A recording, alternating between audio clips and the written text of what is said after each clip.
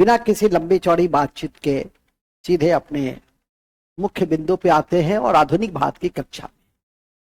आधुनिकवाद की कक्षा में हमारे द्वारा यूरोपियन कंपनी के आगमन और उसके विस्तार को दिखलाया गया और फिर यूरोपियन कंपनी के आगमन और विस्तार की कड़ी में अंग्रेजों के भारत विजय को हमने दिखाया। साथ ही न केवल विजय को दिखलाया बल्कि राजनीतिक तौर पे जो उसने ब्रिटिश साम्राज्य की स्थापना की उसके विषय में हमने सभी पक्षों की जानकारी आपको विगत कुछ कक्षा में आपके समक्ष रखी।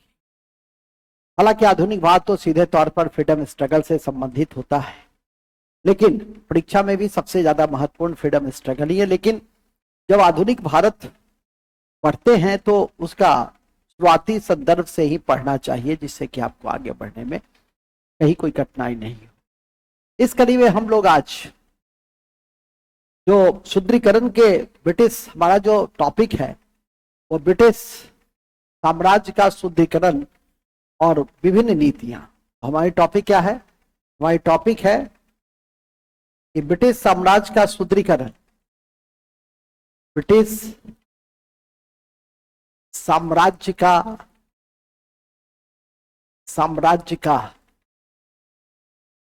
सुदृढ़ीकरण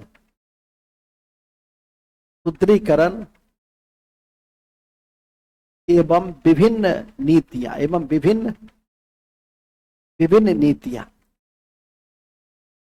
उन विभिन्न नीतियों में हम लोग आज आर्थिक नीतियों को देखेंगे और उस आर्थिक नीति में हमारे द्वारा जो मुख्य पक्ष की चर्चा होगी। क्या सत्येंद्र कुमार जी, आप तो मोबाइल खोल करके और सो रहे हैं साहब कि जगे हुए हैं? या तो जगे रहिए या मोबाइल को बंद कर लीजिए, सबसे अच्छा होगा। ठीक है, तो हमने अभी आपको बताया कि ब्रिटिश नीतियां, और इस नीतियों के कई पक्ष होते हैं। इस नीतियों के कई पक्ष, आर्थिक नीतियां हैं, प्रशासनिक नीतियां हैं, सांस्कृतिक नीतियां हैं, न्यायिक नीतियां हैं। ठीक है, तो ये सभी नीतियों को हम लोग एक एक करके आज कल में देखने का प्रयास करेंगे। मैं समझ रहा हूं कि आपकी बहुत कठिन दौर है, क्योंकि अष्टमी नवमी जैसी महापर्व साल में एक ही बार आते हैं, लेकिन जो पर्व आपके लिए है वही पर्व मेरे लिए भी है। तो आशा है कि आप इन बातों को समझेंगे और आप सर हम लोग सहे हुए हैं तो हम भी सहे हुए हैं, ठीक है कि नहीं? तो दोनों पक्ष सहे हुए हैं, तो ध्यान रखिए, कर्म ध्यान होइए। कहा भी गया है कर्मण्य मातृका अस्तु नहीं, कर्मण्येवाधिकार अस्तु मां फलेषु कदाचित्। कर्म कीजिए, फल की चिंता माता जी पे छोड़ दीजिए। चलिए आगे चलिए। आर्थिक नीति, हम लोग अपने मूल पक्ष को आज देख ले। और आर्थिक नीति में हम हालांकि आज प्रशासनिक और न्यायिक पढ़ाते, लेकिन महापर्व है तो छोटी सी कक्षा लेकर के मैं अपनी बातों को, लेकिन फिर भी 1-1.5 घंटा तो लग ही जाएंगे इस सभी पक्ष को देखने में। तो आगाज करते हैं, लिखते हैं। ब्रिटिश साम्राज्य, पहले इंट्रोडक्शन लिख लें। इसको पढ़ने के जो तरीके हैं वो ये हैं कि ब्रिटिश साम्राज्य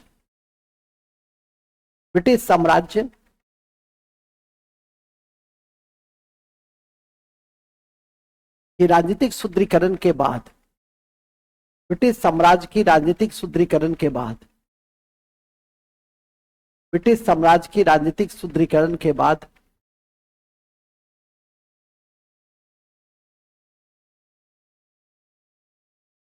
ठीक है, राजनीतिक सुदृढ़ीकरण के बाद विभिन्न नीतियों के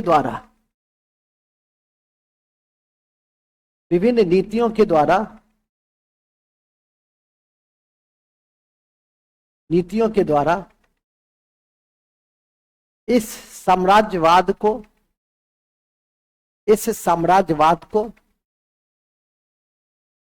और मजबूत बनाने की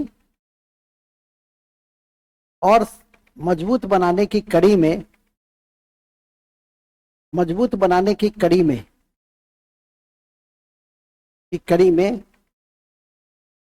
विभिन्न नीतियों का प्रतिपादन किया गया। जैसे विभिन्न नीतियों का प्रतिपादन किया गया, जैसे आर्थिक नीतियां, प्रशासनिक नीतियां, प्रशासनिक नीतियां, न्यायिक नीतियां, न्यायिक नीतियां, न्यायिक नीतियां और सामाजिक सांस्कृतिक नीतियां, और सामाजिक सांस्कृतिक नीतियां, सामाजिक सांस्कृतिक नीतियां। ठीक है, ये 5 नीतियां हैं जो कल परसों तक हम लोग को पूरा कर लेना है, और फिर नीतियों के बाद की प्रतिक्रिया को देखेंगे। प्रतिक्रिया की कड़ी में जनजातीय प्रतिक्रिया है, किसानों की प्रतिक्रिया है, आम लोगों की प्रतिक्रिया है, महाप्रतिक्रिया 1857 का विद्रोह है, और तब आते हैं हम लोग फ्रीडम स्ट्रगल में। यहाँ के बाद, ठीक है कि नहीं, एक सामाजिक धार्मिक प्रतिक्रिया भी है जिसे हम पुनः जागरण कहते हैं, और तब हम लोग की शुरुआत होती है इंडियन फ्रीडम स्ट्रगल से। आशा करता हूं, और जो सबसे महत्वपूर्ण भाग होगा परीक्षा के दृष्टि से, एकदम एक एक बातों को अच्छे से उसको याद रखने का प्रयास करेंगे। सबसे पहले आर्थिक नीतियों को हम लोग देखेंगे। पहले तो विभिन्न नीतियां हम लोग देखें, और विभिन्न नीतियों की कड़ी में मेरे द्वारा इस बात की जानकारी आपको दी गई कि आर्थिक नीतियां सबसे महत्वपूर्ण है, क्योंकि आर्थिक नीतियों के बल पे ही वो इतने बड़े साम्राज्य की अस्थायित्व प्रदान करने की कल्पना कर सकता था। यद्यपि मैं जानकारी में दे दूं कि कंपनी के जो नीतियां रही, चाहे वो एडमिनिस्ट्रेटिव पॉलिसी रही, जुडिशियल पॉलिसी रही, मतलब प्रशासनिक नीति रही, कि न्यायिक नीति रही, कि आर्थिक नीति रही, एवं या अन्य नीतियां रही, लेकिन उनके स्वरूप लगातार 100 सालों में 1757 से लेकर 1857 तक लगातार परिवर्तित रहे। आर्थिक नीतियों का आधार भू राजस्व, लेकिन कोई एक भू राजस्व सिस्टम पे काम नहीं किया गया। कहीं अस्थायी बंदोबस्ती था बंगाल बिहार में, तो दक्षिण भारत में रैयतवाड़ी थे, तो उत्तर पश्चिम भारत में महलवाड़ी सिस्टम को इम्प्लीकेशन में लाए गए। तो स्पष्ट है कि नीतियां हमेशा समय के आलोक में बनती बिगड़ती रही, लेकिन उद्देश्य बिल्कुल सीधा था, उद्देश्य फिक्स थे, और वो उद्देश्य था आर्थिक मुनाफा में बढ़ोतरी होती रहे, उद्देश्य था कानून व्यवस्था मेंटेन रहे, उद्देश्य था कि ब्रिटिश साम्राज्यवाद का पुष्पन पल्लवन अर्थात मजबूतीकरण होता रहे। लेकिन नीतियां बदलती रही। उन्होंने कोई भी नीतियां बनाया और उसको इम्प्लीकेशन में लाया, फिर चेंज किया, उसका उद्देश्य जन कल्याण कहीं भी नहीं था। उसका उद्देश्य यही था कि ब्रिटिश साम्राज्यवाद कैसे बना रहे, और ब्रिटिश साम्राज्यवाद बना ही नहीं रहे बल्कि आर्थिक दृष्टि से फायदेमंद रहे, क्योंकि उपनिवेशवाद का जो सिद्धांत है, उसका जो दर्शन है, उसके बीज में इकोनॉमिक डायमेंशन ही है। इसलिए दादा भाई नौरोजी ने एक नया आर्थिक सिद्धांत दिया था जिसका नाम था संपत्ति का पलायन, जिसको अंग्रेजी में कहते हैं ड्रेन ऑफ वेल्थ। उन्होंने एक किताब लिखी थी poverty and British rule of India. उस किताब में इन सब बातों की बड़ी गहराई से विश्लेषण की गई कि संपत्ति का पलायन किस रूप में, किस स्तर पे, कैसे कैसे, किस किस फेज में हो रहा है, और जिसके कारण उसका इम्पैक्ट जो पड़ रहा है वो सीधे तौर पे भारत के प्रति व्यक्ति आय पे पड़ रहा है, गरीबी और दरिद्रता में बढ़ोतरी पे पड़ रहा है। अद्य संरचना के क्षेत्र में भारत समकालीन विश्व की तुलना में लगातार पिछड़ते जा रहे हैं। तो ये सारी स्थितियों का विवरणी उस संपत्ति के जो पलायन का सिद्धांत था, ड्रेन ऑफ वेल्थ था, उसमें उन्होंने दिया। हालांकि इस संपत्ति के पलायन ने जो ब्रिटिश आर्थिक मीमांसा पहले चरण की गई, उदारवादी चरण की, उदारवादियों के द्वारा की गई, उसमें जो मीमांसा की गई उसके द्वारा राष्ट्रवाद को बढ़ाने में भी काफी कारगर भूमिका रही इस ड्रेन ऑफ वेल्थ के सिद्धांत की व्याख्या के क्रम में। हालांकि इकोनॉमिक पॉलिसी की व्याख्या न केवल दादा भाई नौरोजी ने किया बल्कि रमेश चंद्र दत्ता ने भी किया। तो इन सब की थोड़ी सी हम परिचर्चा यहाँ पे करना चाहेंगे। तो लिखेंगे, क्या लिखे है, पहले हम लोग लिखे हैं कि विभिन्न नीतियां रही। ठीक है, लिखिए, ये सभी नीतियां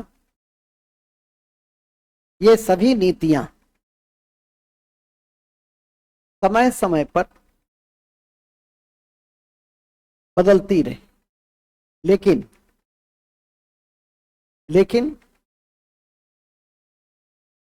लक्ष्य स्थिर थे, लेकिन उद्देश्य या लक्ष्य स्थिर थे। जैसे कंपनी के मुनाफे में बढ़ोतरी, जैसे कंपनी के मुनाफे में बढ़ोतरी, उद्देश्य फिक्स थे, कंपनी के मुनाफे में बढ़ोतरी, ठीक है, कॉमा, भारत पर नियंत्रण बनाए रखना, नियंत्रण बनाए रखना और कानून व्यवस्था को नियंत्रित रखना, और कानून व्यवस्था को नियंत्रित रखना, कानून व्यवस्था को नियंत्रित रखना, ठीक है, कानून व्यवस्था को नियंत्रित रखना।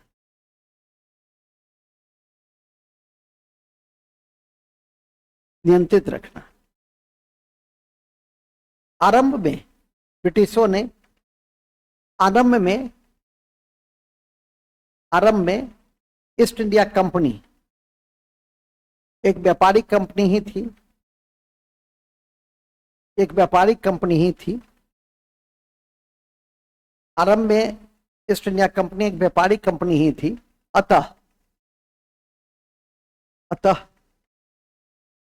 राजनीतिक नियंत्रण भी व्यापारिक उद्देश्य से ही किए गए, व्यापारिक उद्देश्य से ही किए गए, व्यापारिक उद्देश्य से ही किया गया, व्यापारिक उद्देश्य से ही किया गया, व्यापारिक उद्देश्य से ही किया गया, ठीक है, किया गया। आर्थिक नीतियों की कड़ी में, आर्थिक नीतियों की कड़ी में,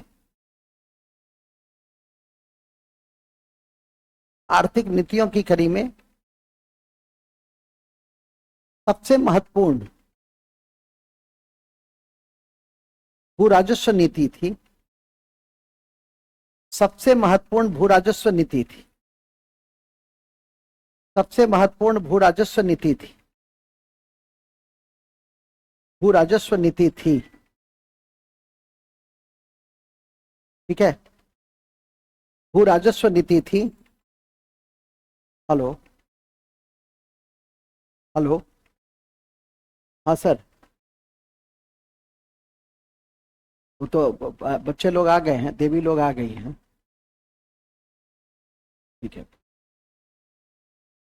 कोई बात नहीं, आइए ना, जल्दी आइए, देखिए आइए। क्या लिखे? सबसे महत्वपूर्ण भू राजस्व नीति थी, और इसी कड़ी में, और इसी कड़ी में, इसी कड़ी में अंग्रेजों ने तीन प्रकार की, अंग्रेजों ने तीन प्रकार की भू राजस्व नीति का प्रतिपादन किया, भू राजस्व नीति का प्रतिपादन किया।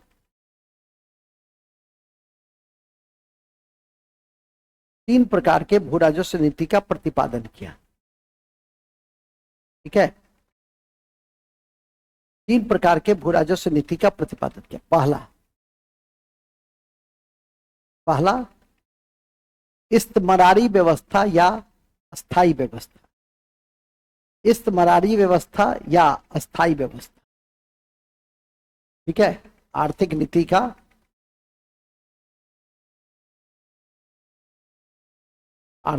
का मुख्य पक्ष क्या था? भू राजस्व, भू राजस्व, और भू राजस्व की कड़ी में तीन भू राजस्व नीति का प्रतिपादन किया गया। पहली नीति क्या थी? पहली थी अस्थाई बंदोबस्ती, अस्थाई बंदोबस्ती या इस्तमरारी व्यवस्था। दूसरी रैयतबारी, रैयतवाड़ी, तीसरी महलवाड़ी, और तीसरी व्यवस्था थी महलवाड़ी। अब इस तीनों के विषय में अच्छे से पढ़ लेना, इस तीनों के विषय में एकदम अच्छे से पढ़ लेना है। लेकिन याद रखिए, ये भू राजस्व व्यवस्था के पहले आपको याद होगा कि ब्रिटिशों ने या ब्रिटिश ईस्ट इंडिया कंपनी ने 1765 से 1772 तक क्या लागू किया?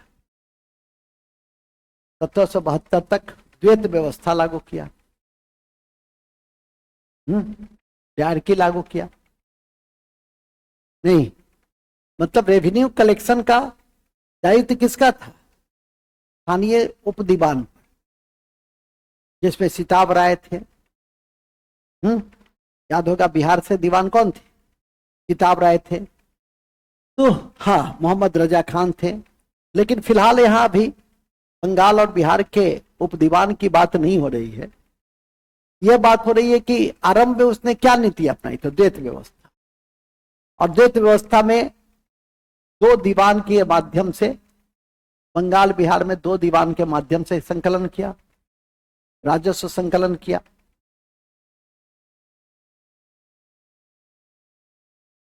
इसके बाद एक नया व्यवस्था आया 1772 में, जिसको इजारेदारी व्यवस्था कहते हैं।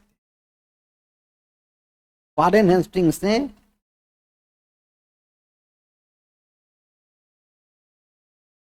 वारेन हेस्टिंग के समय में कौन सी व्यवस्था प्रचलित थी?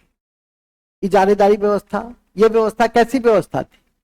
ये थी ठेका पे, जो बोली अधिक लगाया उसको दे दिया, तो लिख देंगे। 1772 में 5 वर्षों के लिए इजारेदारी व्यवस्था की शुरुआत की गई। इजारेदारी व्यवस्था की शुरुआत की गई कितने वर्षों के लिए? 5 वर्षों के लिए इजारेदारी व्यवस्था की शुरुआत की गई। उस समय बंगाल के गवर्नर जनरल,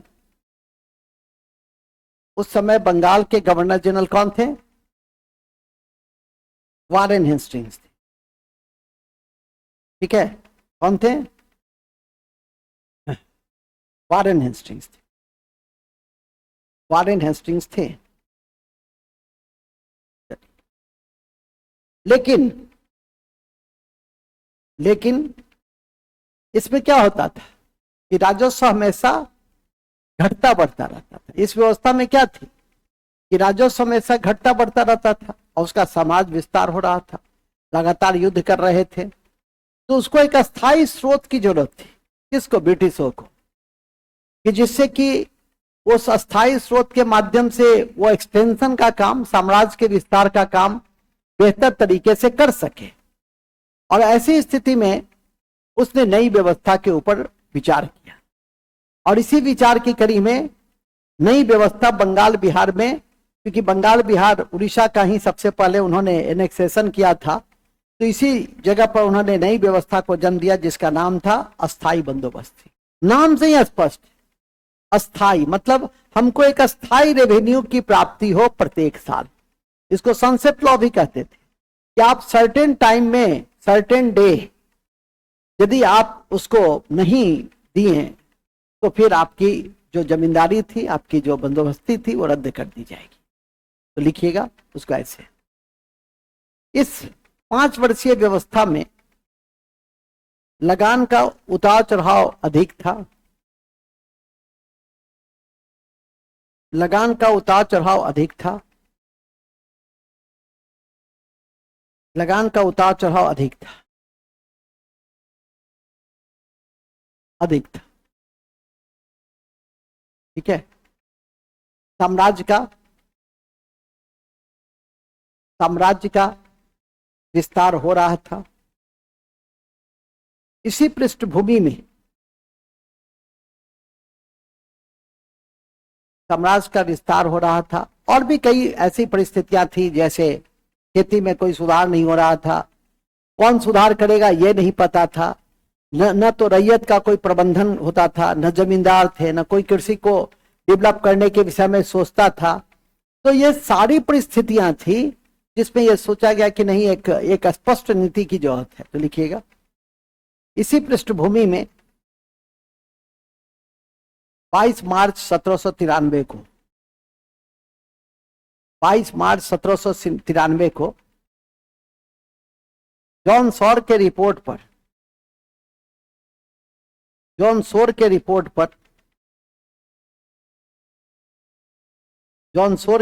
पर लॉर्ड कॉर्नवालिस के समय में, उस समय बंगाल का गवर्नर जनरल वही था, लॉर्ड कॉर्नवालिस के समय में 10 वर्षों के लिए, इसलिए इसको 10 साला बंदोबस्त भी कहे, 10 वर्षीय व्यवस्था भी कहे, 10 वर्षों के लिए इसे लागू किया गया।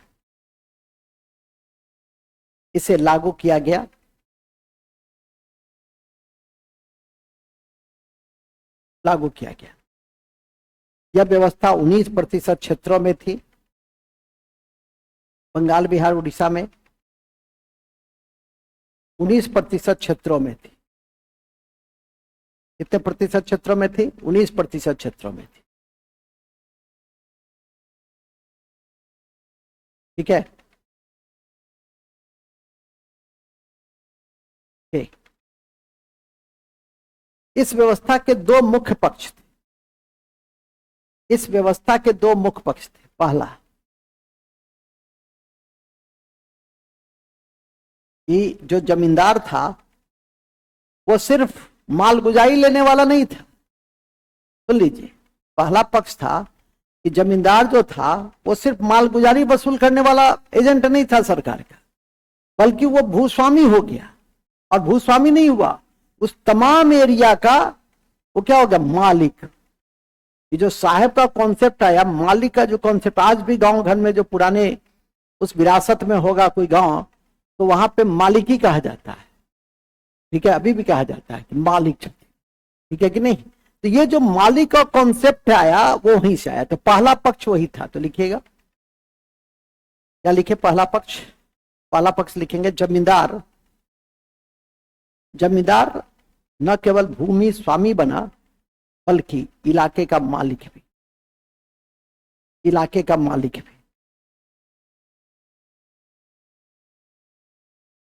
जमींदार न केवल भूमि स्वामी बना, बल्कि इलाके का मालिक भी। यद्यपि, उसमें लिख देंगे यद्यपि उसके स्वामित्व के अधिकार वंशगत और हस्तांतरणीय दोनों थे। ट्रांसफेरेबल भी था। यद्यपि उसके स्वामित्व के अधिकार वंशगत और ट्रांसफेरेबल भी था।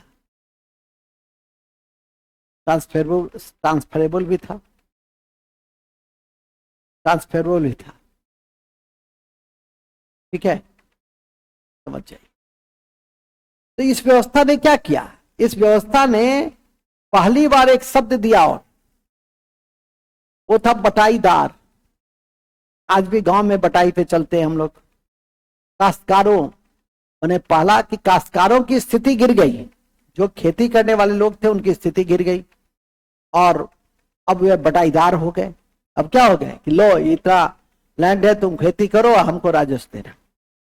तो बटाईदार हो गए। तो लिखिए, काश्तकार अब बटाईदार हो गए। उनके पारंपरिक अधिकार कम हो गए। जैसे जंगल पर जमीन चारागाह करने का, इन सब के जो अधिकार थे वो अब कम हो गए। अब पूरी तरह से वो किस पर निर्भर हो गए? पूरी तरह से वो जमींदार पर निर्भर हो गए, जमींदार की दया पर निर्भर हो गए, मालिक पर निर्भर हो गए। ठीक है, ये इंपॉर्टेंट चेंज आया। दूसरा बिंदु, ठीक है, अब वो ये करने के पीछे का आधार क्या है? जमींदार को इसीलिए इतने राइट्स दे दिए गए कि जिससे कि कंपनी की जो मालगुजारी है जो काफी बड़े रूप में फिक्स किए गए, उसको वसूलने में जमींदार को कोई दिक्कत न हो, और उसको तो अपने जो असीमित मालगुजारी था जो उसने तय कर रखा था उसको सर्टेन टाइम में पहुंच जाना था, सीधी सी बात थी। दूसरा पक्ष था, देखेंगे इसे सनसेट लॉ भी कहा गया, इसे सनसेट लॉ भी कहा गया। और इस व्यवस्था में जमींदार 89% कंपनी को देता और 11% अपने पास रखता। 89 पर मैंने मान लिया उसको 1 रुपया मिला तो 89 पैसा किसको दे दिया? हाँ, 89% कंपनी को दे देता था और 11% वो स्वयं रखता था। ठीक है,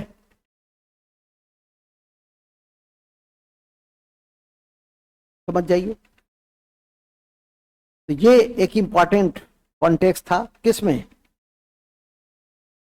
ये जमींदारी व्यवस्था में। ठीक है, और इसका परिणाम यह पड़ा कि अंग्रेजों का जो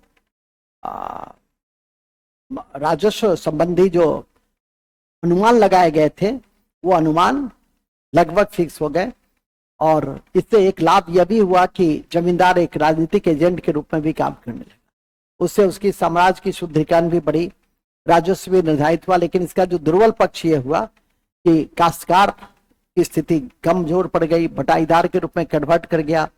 कृषि संबंधी जो सुधार पहले के शासक और पहले के किसान जिसकी भूमि होती थी उसको उससे इमोशनल अटैचमेंट भी होती थी, लेकिन अब तो भूस्वामी जमींदार बन गए थे, और ऐसी स्थिति में किसान अपने आप को काफी निरीह अवस्था में महसूस करते थे।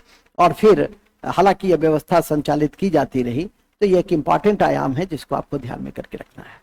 लेकिन जैसे जैसे नए क्षेत्र में गए, जैसे इसके बाद आपने देखा कि मैसूर और कर्नाटक और हैदराबाद और मराठा के क्षेत्र में गया, दक्षिण भारत का क्षेत्र अंग्रेजों के नियंत्रण में आया, तो वहां पे उन्होंने रैयतवाड़ी व्यवस्था शुरू की, क्योंकि उन्होंने लिखा भी अपने पुस्तक में यह एक ऐसी व्यवस्था है जो हजारों सालों से इस क्षेत्र में काम कर रही है। तो लिखिएगा, ऐसे 1-2 लाइन लिख दो।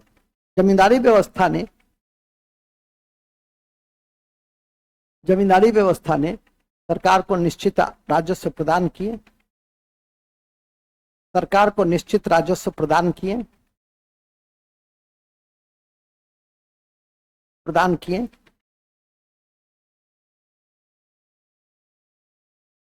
और जमींदारों के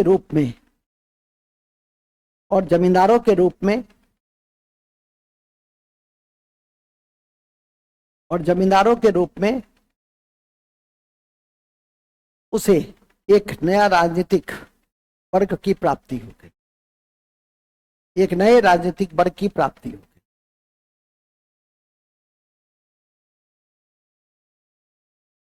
किसानों की स्थिति दयनीय हो गई,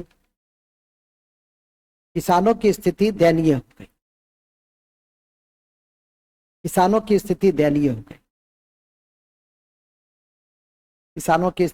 क्या हो गई? कमजोर हो गई, दयनीय हो गई। ओके, नेक्स्ट नोट में लिख देना, इस व्यवस्था को कालांतर में मद्रास के उत्तरी क्षेत्र और बनारस में भी लागू किए गए। इस व्यवस्था को कालांतर में मद्रास के उत्तरी क्षेत्र, उत्तरी जिला में और बनारस में भी लागू किया गया, बनारस में भी लागू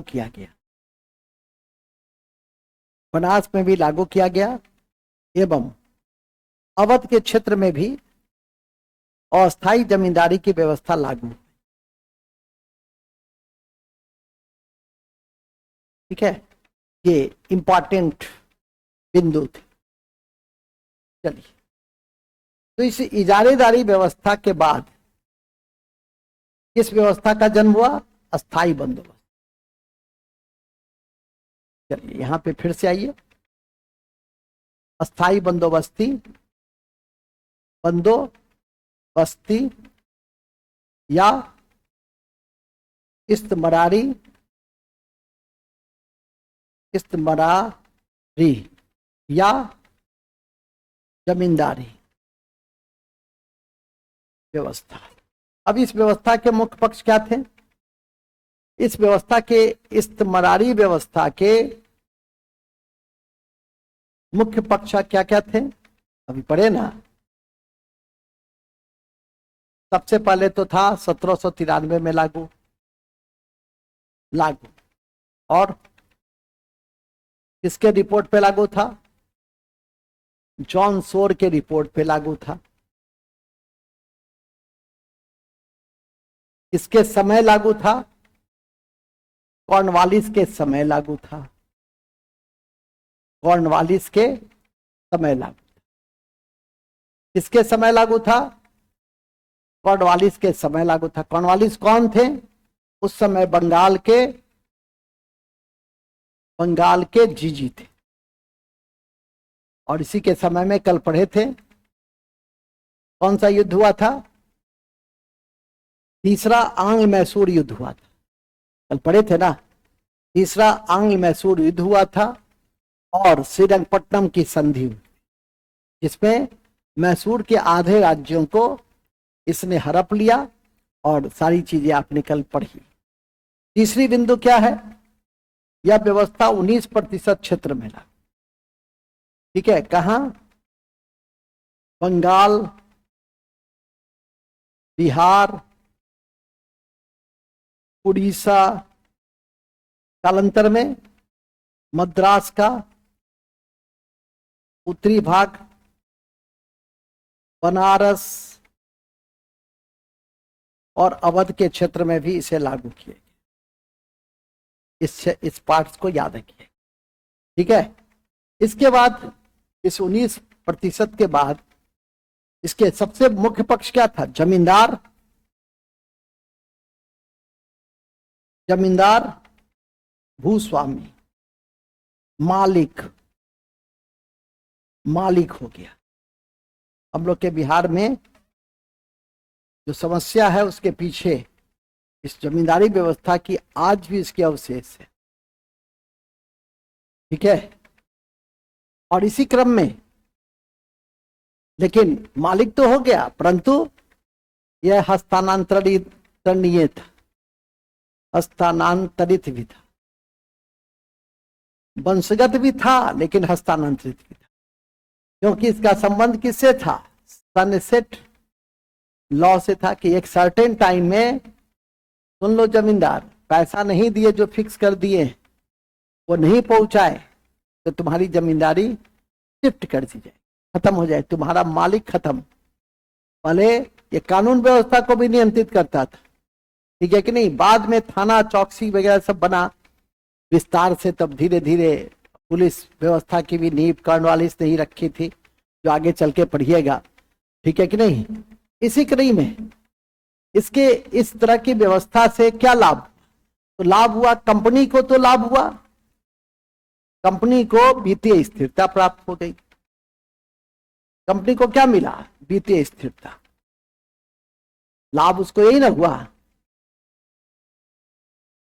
इसके बाद क्या मिला? एक जमींदार के रूप में, जमींदार के रूप में एक राजनीतिक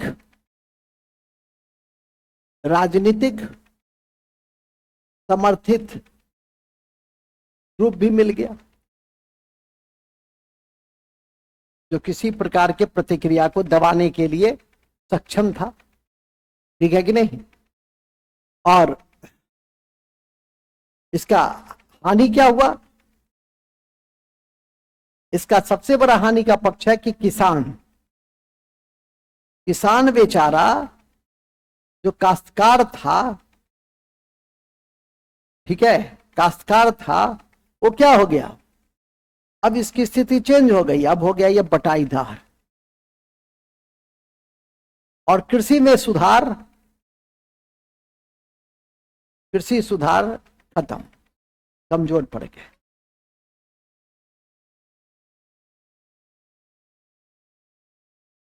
अत्यधिक छोड़ दो, लेट से आए उसको छोड़ दो ना, जो इतना नहीं समझेगा तो क्या करेगा जीवन।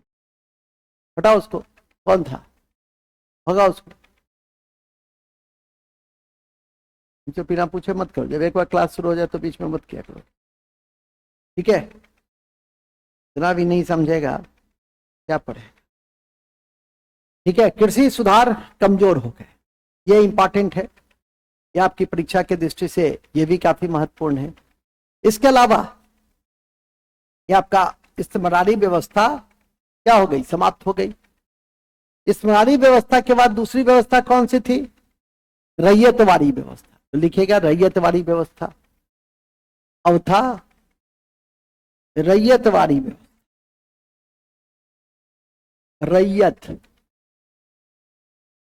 रैयतवाड़ी व्यवस्था।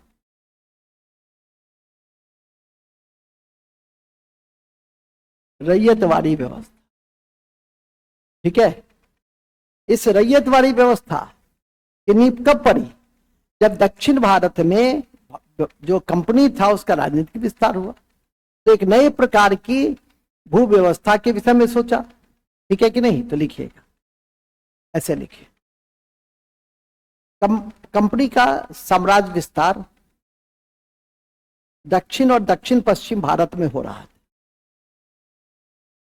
दक्षिण और दक्षिण पश्चिम भारत में हो रहा था,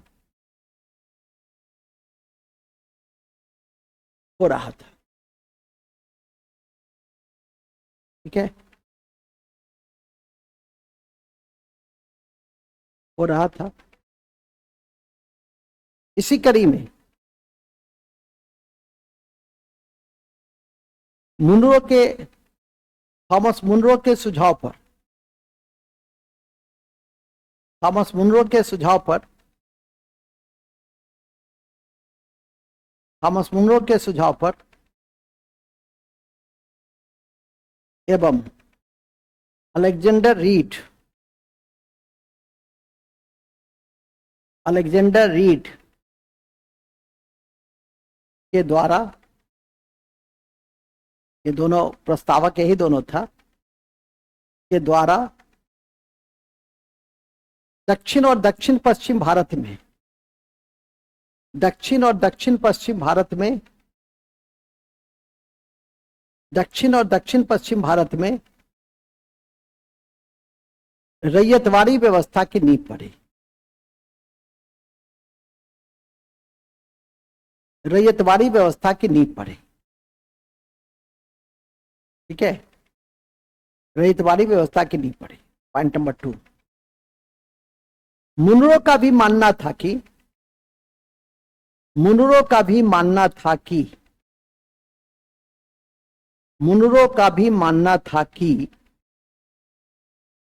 यह व्यवस्था हजारों वर्षों से भारत में चली आ रही, यह व्यवस्था हजारों वर्षों से भारत में चली आ रही,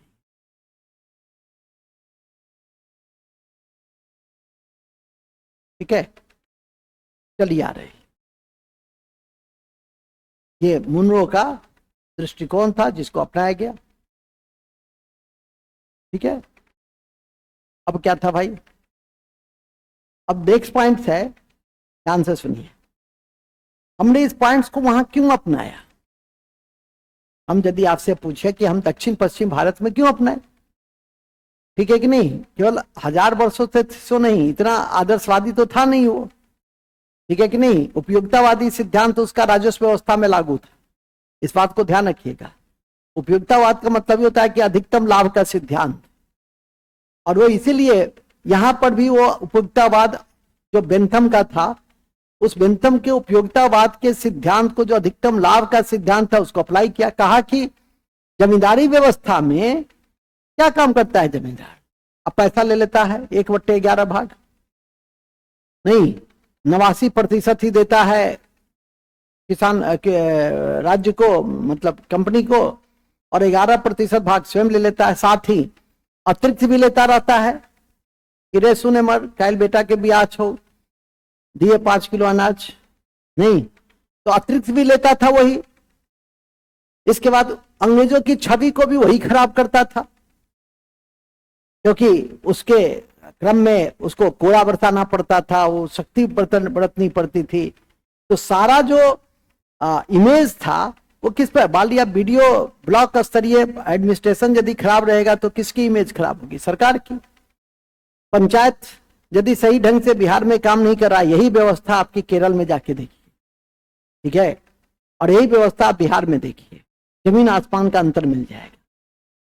यहाँ सारी व्यवस्था लुंज पुंज चलती है, वहां सारी व्यवस्था लगता है व्यवस्थित है। एक छोटा सा शहर में जो सारी सुविधाएं होती हैं वो छोटे से पंचायत में भी, बैंक से लेकर इंफ्रास्ट्रक्चर से लेकर स्कूल से लेकर हॉस्पिटल से लेकर, वो सारी व्यवस्थाएं वहां टू द पॉइंट समय पर सब कुछ प्राप्त होती है। पंचायत भी आर्थिक दृष्टि से काफी संपन्न है। हमारे यहाँ सारा कुछ क्या है? राज्य सरकार या केंद्र सरकार के ऊपर आश्रित, विशेषकर राज्य सरकार के ऊपर। तो हमारे यहाँ की व्यवस्था स्वाभाविक है कि आप जैसे रहेंगे, जैसे प्रतिनिधि को चुनेंगे, उसी तरह का वो व्यवस्था का निर्माण होगा। इसमें शिक्षा की बहुत बड़ी भूमिका है, लिटरेसी की बड़ी। केरल यदि आज बेहतरीन मॉडल को प्रस्तुत किया है पंचायती राज में, तो उसके पीछे उसकी लिटरेसी है, एजुकेशन है। मूल बिंदु पे आ जाइए। हम लोग पॉलिटिकल लिटरेसी बहुत अधिक है, मूर्ख रहेंगे लेकिन राजनीतिक समझ रखेंगे। आइयो, ये जो जन स्वराज बनल है, केकर वोट काटत, इस पर विचार कर रहा है बैठ करके सब, ठीक है कि नहीं? जिसका कोई औचित्य नहीं है। ये तुम देखो कि तुम 500 रुपया कमाते हो तो कैसे 1000 रुपया कमाओ सही तरीके से, कैसे अपने बच्चों को बेहतर शिक्षा दो जिससे कि और बेहतरीन नागरिक हो सके, ठीक है कि नहीं?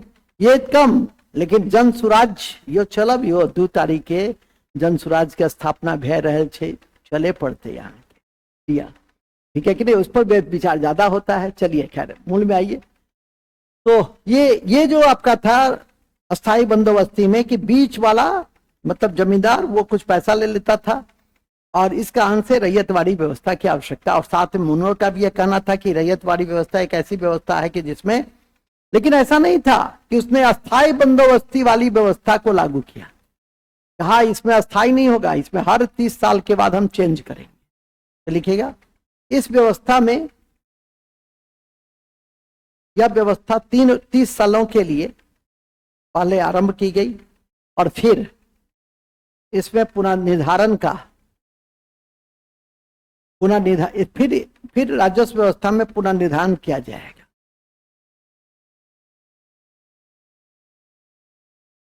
ठीक है,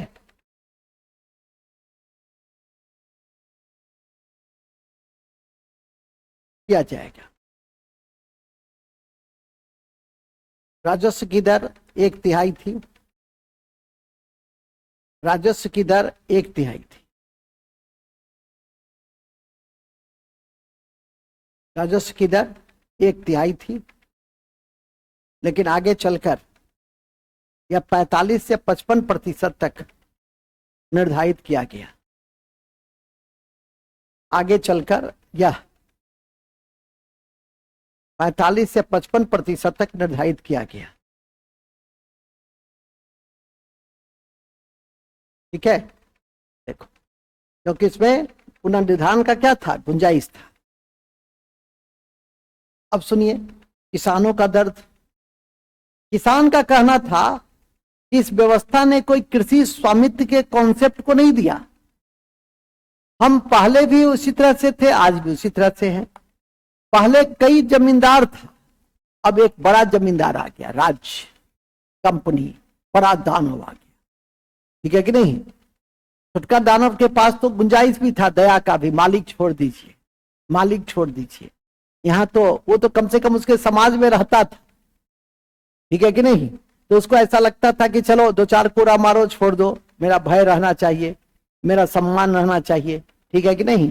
लेकिन वो है ना, एक अजीत का फिल्म था जिसमें मैं सुना था कि एक डायलॉग था कि इसे लिक्विड ऑक्सीजन में डाल दो। तो क्या भाई, तो ऑक्सीजन इसे मरने नहीं देगा और लिक्विड इसे जीने नहीं देगा।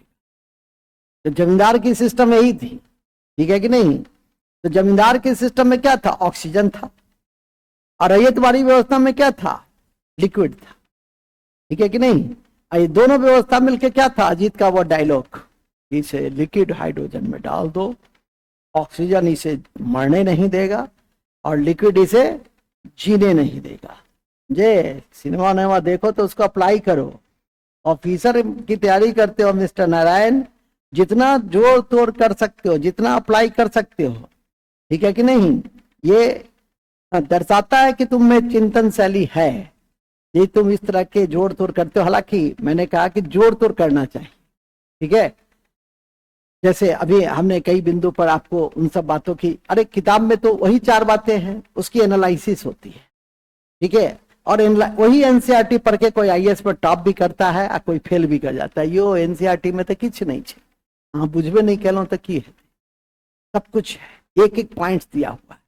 अब उसको आप कैसे एब्जॉर्ब करते हैं और कैसे एक्सप्रेस करते हैं, ये बहुत मायने रखता है। अभी मैंने बताया कि सबसे बड़ा जो था वो क्या था, वो था कि मुनरो ने इस रिपोर्ट्स को दिया, ये सबसे बड़ी विशेषता है। मुनरो और रीड के रिपोर्ट पर यह लागू हुआ दक्षिण पश्चिम भारत में, 12 महल में सबसे पहले।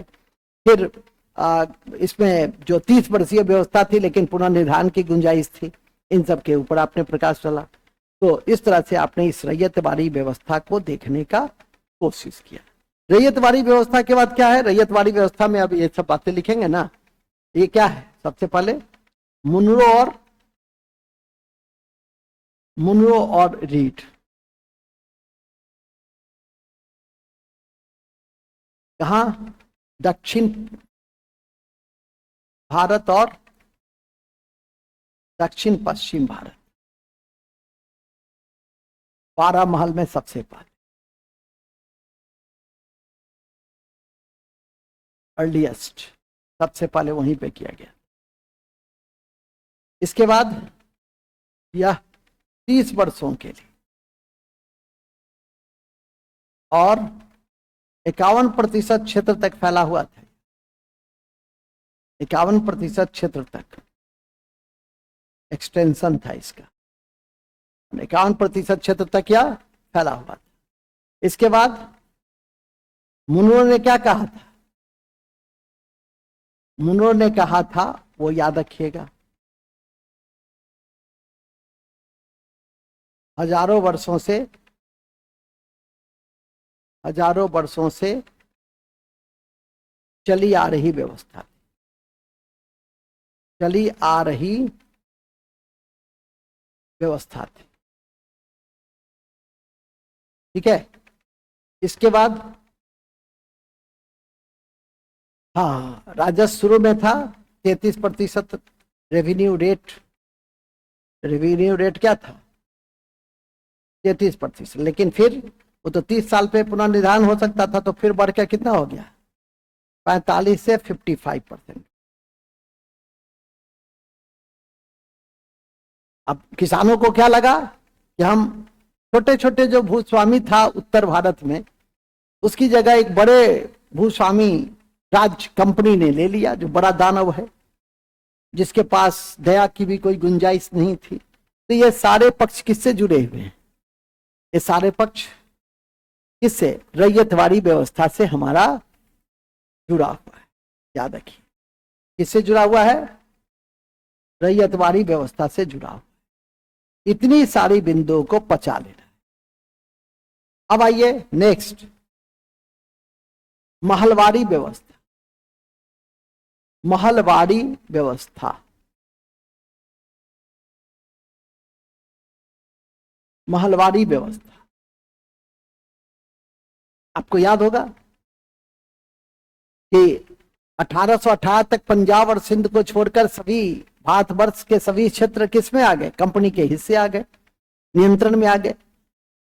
और 1849 में पंजाब, 1843 में सिंध। तो महलवाड़ी व्यवस्था हमने पश्चिम भारत, उत्तर पश्चिम क्षेत्र में ही लागू की। जब वो क्षेत्र का हमने राजनीतिक नियंत्रण किया तो एक नई व्यवस्था की आवश्यकता महसूस हुई, और उसी कड़ी में यह महलवाड़ी व्यवस्था की शुरुआत हुई। तो लिखिए, ऐसे लिखिए, इसे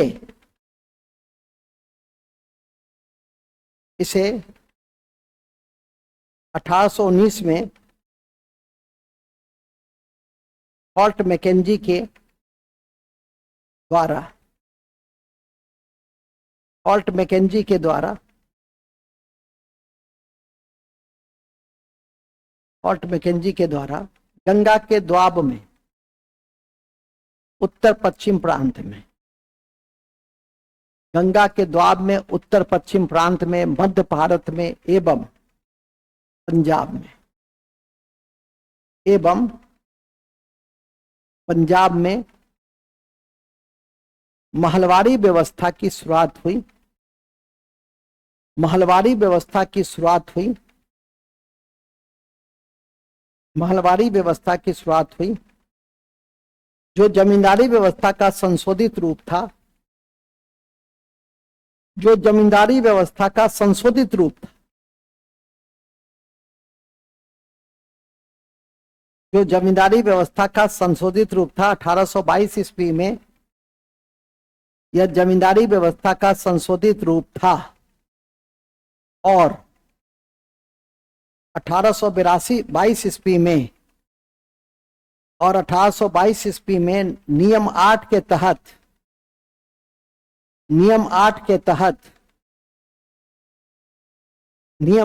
तहत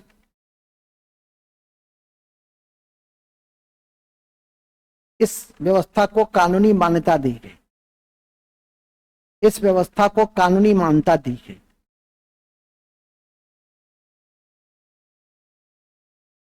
ठीक है। तो इस व्यवस्था में क्या था? महाल क्या था? गांव। और उस गांव का जो मुखिया होता था उसको यह व्यवस्था का दायित्व सौंप दिया गया कि आप इसे राजस्व को वसूलेंगे और हमें देंगे। तो लिखेंगे इस व्यवस्था में महाल या गांव और उसका मुखिया और उसके मुखिया को या जो भूस्वामी का दावा करता था, उस गांव में जो भूस्वामी का दावा करता था या उस गांव में जो भूस्वामी का दावा करता था उसे राजस्व संग्रहण का अधिकार दे दिया। मालगुजारी संग्रहण का राजस्व लिखो, मालगुजारी लिखो, मालगुजारी संग्रहण करने का अधिकार दे दिया।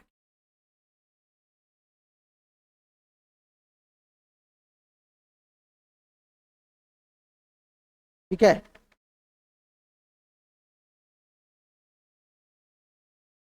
संग्रह, इसको यह अधिकार दे दिया। यह भारत के 30% क्षेत्र में 30 वर्षों के लिए लागू की गई। यह भारत के 30% क्षेत्र में 30 वर्षों के लिए लागू की गई। 30 वर्षों के लिए लागू की गई। और देखो, राजस्व कितना लिया गया? 66%। माने जैसे जैसे जो व्यवस्था आगे हम लोगों ने इम्प्लीकेशन में लाया, उसके राजस्व की दर क्या किया? वैसे वैसे बढ़ाते गए। उसके राजस्व के दर वैसे वैसे बढ़ाते गए। तो लिख देंगे राजस्व की दर 66% रखा गया। राजस्व की दर 66% रखा गया। 66% रखा गया। ओके। नेक्स्ट उसी में लिखेंगे, इस व्यवस्था में अब भूमि को क्रय विक्रय, गिरवी आदि करने की व्यवस्था सुनिश्चित की गई। ठीक है। उन्हें देखो कि लैंड का जो सिस्टम था, भूमि प्रथा का जो सिस्टम था, उसमें क्या किया? ये परिवर्तन ले आया। अब इसके गांव की भूमि हम तीसरे गांव के खरीद लिए, तो पूरी जो भारतीय ग्रामीण व्यवस्था थी उसको क्या किया? तहस नहस। पुराना ढांचा को क्या किया? तोड़ दिया। अब भूमि क्रय विक्रय की वस्तु हो गई। ठीक है कि नहीं? और भूमि को लेकर अब लड़ाई झगड़ा झंझट, आज देखो कि बिहार की कानून व्यवस्था की समस्या का सीधा संबंध भूमि विवाद से है गांव स्तर पर। आज जो बिहार सरकार भूमि सर्वे चला रही है वो इसीलिए कि विवाद भविष्य में अब न के बराबर हो पहले इस बात का, लेकिन उससे और विवाद बढ़ने की संभावना दिखाई दे रही है। खैर मूल में आ जाइए। मूल यह है कि आज हम लोग के पास जो भी आपके पास 2 कट्ठा जमीन है उसका जो पूरा मैपिंग है वो इसी व्यवस्था ने दिया, और इस व्यवस्था का जनक कौन था? Martin bird. तो नोट में लिख देंगे मार्टिन बर्ड को, मार्टिन बर्ड को उत्तर भारत का, मार्टिन बर्ड को उत्तर भारत का, उत्तर भारत का नवीन भूमि व्यवस्था का, नवीन भूमि व्यवस्था का, नवीन भूमि व्यवस्था का जनक कहा जाता है, जनक कहा जाता है। किसको? मार्टिन बर्ड को। उत्तरी भारत में भू राजस्व व्यवस्था का जनक कौन था? Martin bird.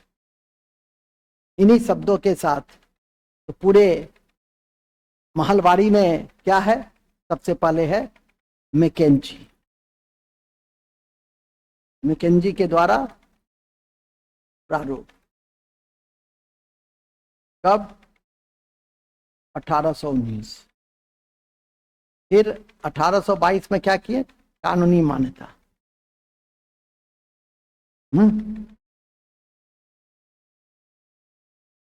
रेगुलेशन 8। यह व्यवस्था कहां लागू किए? उत्तर पश्चिम भारत में मुख्य रूप, मध्य भारत भी था और पंजाब भी। ठीक है। इसके बाद यह व्यवस्था 30 वर्षों के लिए हमने लागू किया। 30% क्षेत्र में लागू था और रेवेन्यू रेट कितना था? राजस्व दर कितने थे? 66%। और क्या था? भूमि को क्रय विक्रय, भूमि को क्रय विक्रय का, क्रय विक्रय का माध्यम।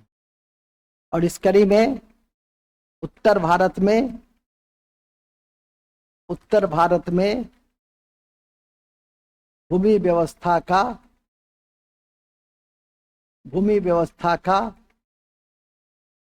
जनक कौन कहलाया? कौन कहलाया? Martin bird. कौन कहलाया? कौन कहलाया? कौन कहलाया?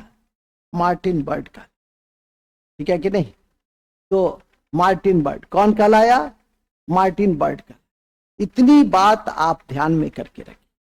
तो इन्हीं सब शब्दों के साथ हमारी आज की यह भू राजस्व नीति, आर्थिक नीति का जो बेस है उसके समाप्त करने की मैं घोषणा करता हूं। जब भी कोई कक्षा समाप्त होती है तो हम लोग क्या पढ़ते हैं? हम लोग पढ़ते हैं अन्य बातें, बूस्टर फैक्ट। तो लिखेंगे बूस्टर फैक्ट। सबसे पहला बूस्टर फैक्ट लिखेंगे पंजाब, पंजाब भूमि हस्तांतरण अधिनियम, भूमि हस्तांतरण अधिनियम 1900 ईस्वी में लाए गए। 1900 ईस्वी में लाया गया। 1900 ईस्वी में लाया गया। जबकि बंगाल किराएदार अधिनियम 1885 में, जबकि बंगाल किराएदार अधिनियम 1885 में और छोटा नागपुर काश्तकारी अधिनियम 1908 में, और काश्तकारी, छोटा नागपुर काश्तकारी अधिनियम, छोटा नागपुर काश्तकारी अधिनियम 1908 में लाए गए। 1908 में लाए गए। ठीक है, कौन लाए गए? 1908 में लाए गए। नेक्स्ट, अति महत्वपूर्ण है कि इंपीरियल प्रेफरेंस, इंपेरियल प्रेफरेंस शब्द का प्रयोग, शब्द का प्रयोग भारत से या भारत में ब्रिटिश आयात के लिए दी गई रियायतें थी। भारत में ब्रिटिश आयातक वस्तु के लिए दी गई रियायत थी।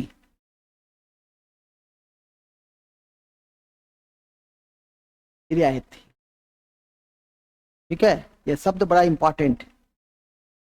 डी इंडस्ट्रियलाइजेशन का अर्थ,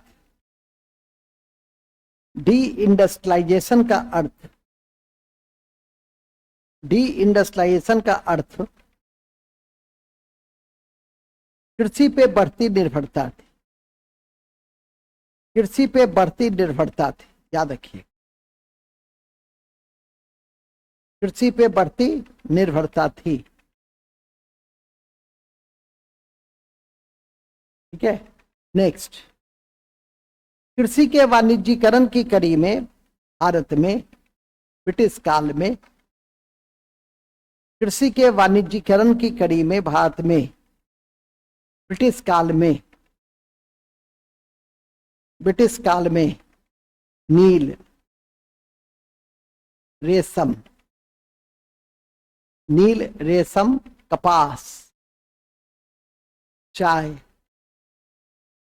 अफीम की खेती शुरू की गई और पहला चाय बागान आसाम में 1835 में, पहला चाय बागान आसाम में 1839 में कहो, आसाम में लगाया गया 35 में, लेकिन वो सफलीभूत नहीं हुआ। 1839 से शुरू हुआ। और आप लोग को याद होगा कि चाय और चीन पर जो व्यापार के अधिकार थे उसको कब समाप्त किया गया कंप्लीटली, लिख देंगे। चाय और चीन पर व्यापार के एक अधिकार को, चाय और चीन पर व्यापार के एक अधिकार को 1833 में समाप्त किया गया, समाप्त किया गया, ध्यान रखें। ठीक है, 18वीं सदी में कंपनी बंगाल से, 18वीं सदी में कंपनी बंगाल से कपास, रेशम, सोरा, कपास, रेशम, सोरा और अफीम का निर्यात किया करता था, अफीम का निर्यात किया करता था।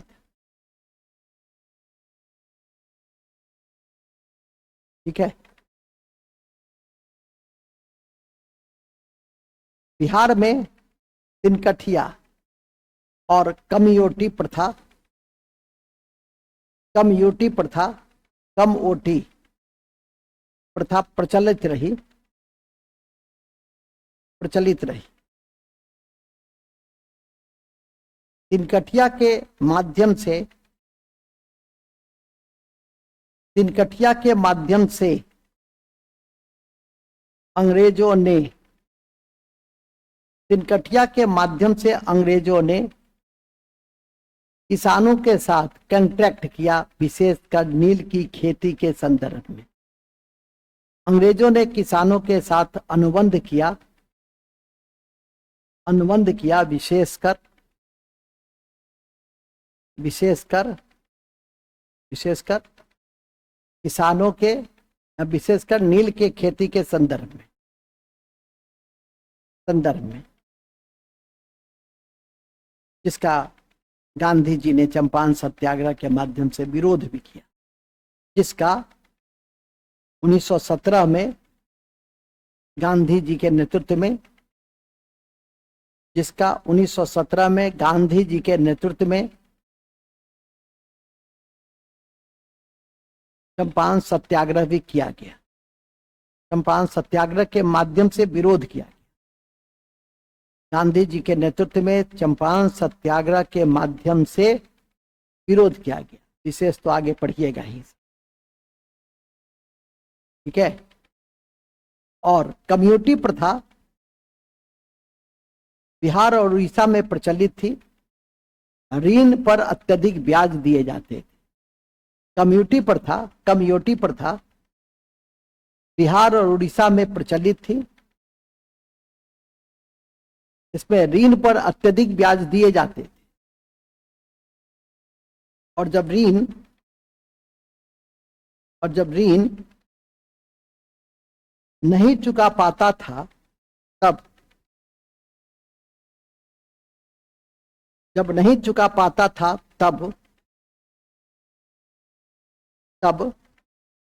उसे दास बना लिया जाता। ठीक है, दास बना लिया जाता था। ध्यान रखें कि भारत में 1789 में दासों पर के निर्यात पर रोक लगाई गई। ध्यान रखें कि भारत में, बंगाल में 1789 में दासों के निर्यात पर रोक लगाई गई। दासों के निर्यात पर रोक लगाई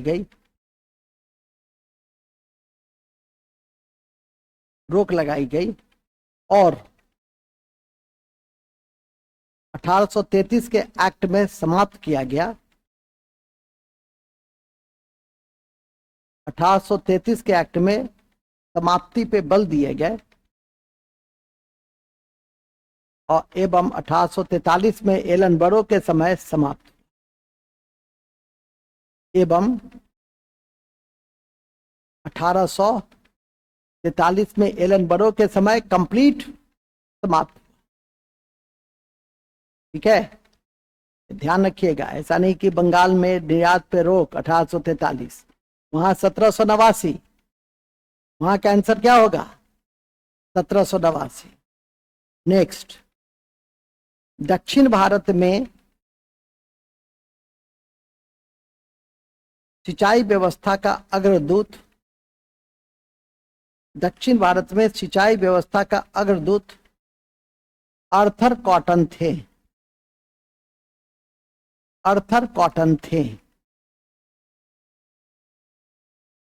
कौन थे?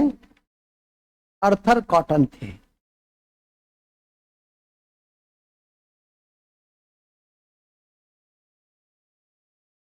लास्ट, भारत के वयोवृद्ध नेता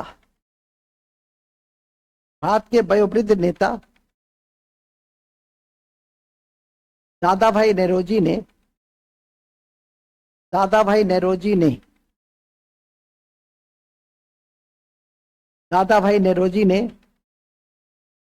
संपत्ति के निष्कासन का सिद्धांत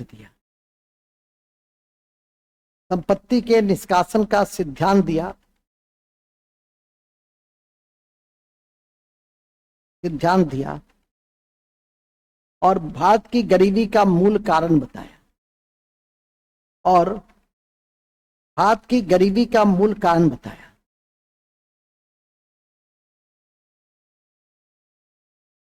यद्यपि मुस्लिम पुनर्जागरण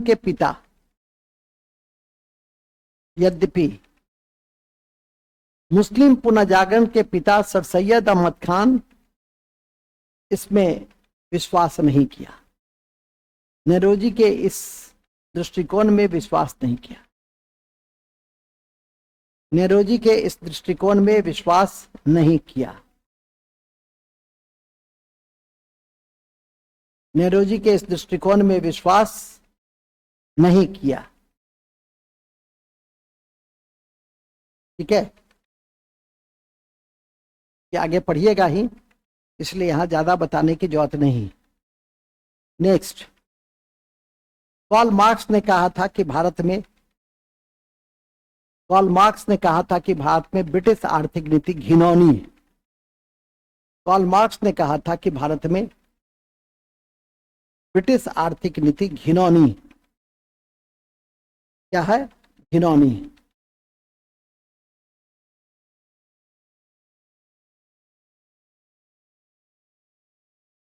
ठीक है, क्या है, घिनौनी।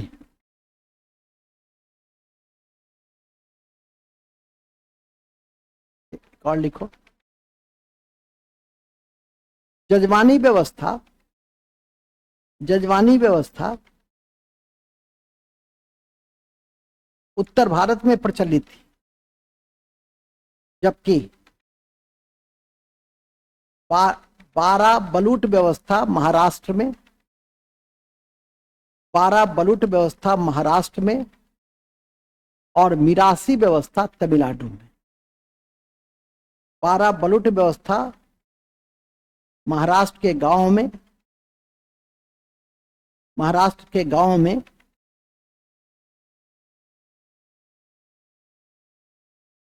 महाराष्ट्र के गांव में किस लिए दिए जाते थे जानते हैं? ये व्यवस्था क्या थी कि जो गांव में देखो सार्वजनिक सेवा करेगा, जैसे अभी छठ के समय में सफाई कराना है तो लोग अनाज देते थे, ठीक है कि नहीं, उसको बाजार में जाइए बेचिए और फिर उससे स्वच्छता कीजिए। तो यह व्यवस्था थी बारह बलूट, ठीक है कि नहीं, कि सेवा के बदले, ग्रामीण सेवा, सामुदायिक सेवा के बदले लोग अनाज देते थे। और उसी तरह के कार्यक्रम में दक्षिण भारत में भी जो सामाजिक संबंध से जुड़ी हुई व्यवस्था थी, ठीक है, और जजवानी भी उत्तर भारत की व्यवस्था थी। तो ये सारी व्यवस्था को के संबंध कहीं ना कहीं भारत के ग्राम के सामाजिक आर्थिक संबंधों से था। और उसी के क्रम में आपके समक्ष इन बातों की मैं जानकारी को प्रस्तुत कर रहा हूं। लास्ट है, बेंथम ने उपयोगिता सिद्धांत दिया और उसकी झलक ब्रिटिश भू राजस्व व्यवस्था में दिखाई पड़ती है, और उसकी झलक ब्रिटिश भू राजस्व व्यवस्था में दिखलाई पड़ती है। ठीक है, बस इन्हीं शब्दों के साथ, इन्हीं शब्दों के साथ हम इस कक्षा की समाप्ति की मैं घोषणा करता हूं, क्योंकि कोई भी नए नीतियों को पकड़ूंगा तो उसमें कम से कम 1.5 घंटा तो लगेंगे ही। और आज पूजा का समय है, आप लोग इतना भी अध्ययन कर लिए तो मैं समझता हूं कि मेरे ऊपर जो आप लोगों ने एहसान किया है उसको मैं आजीवन याद रखने का प्रयास करूंगा। ठीक है, बहुत बहुत, चंदन जी मुस्कुरा रहे हैं, ठीक है कि नहीं, चलिए बहुत बहुत धन्यवाद। अगले दिन कल पुनः नया रूटीन जब जाएगा तो उसी आलोक में मैं परिचर्चा करूंगा। आप सबों को शुभकामना, आशीर्वाद है दुर्गा पूजा की। धन्यवाद, थैंक यू वेरी मच, बहुत बहुत धन्यवाद।